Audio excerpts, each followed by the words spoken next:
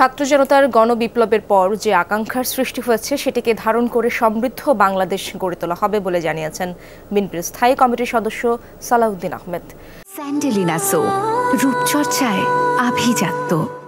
সকালে জাতীয়তাবাদী ওলামা দলের ৪৫তম প্রতিষ্ঠা বার্ষিকী উপলক্ষে বিএনপির প্রতিষ্ঠাতা প্রয়াত রাষ্ট্রপতি জিয়াউর রহমানের সমাধিতে শ্রদ্ধা জানানোর শেষে কথা বলেন তিনি। দলের এই সিনিয়র নেতা বলেন, দেশে সাম্প্রদায়িক সম্প্রীতি বজায় থাকবে, এটিই চায় বিএনপি। তিনি বলেন, অন্তর্বর্তীকালীন সরকার রাষ্ট্র সংস্কারে ৬টি কমিশন গঠন করেছে, তারা তাদের দায়িত্ব যথাযথভাবে পালন করবেন বলে আশা করেন সালাউদ্দিন আহমেদ। বিএনপিও এই সংস্কার কার্যক্রমে সুনির্দিষ্টভাবে সুপারিশমালা তুলে ধরবে। তিনি বলেন, বিদেশে বসে দেশে অস্থিরতা সৃষ্টির ষড়যন্ত্র চলছে, জনগণ সব ষড়যন্ত্র রুখে দেবে। বাংলাদেশের মানুষ কোনো রকমের ষড়যন্ত্রকে বাস্তবায়ন হতে দিবে না।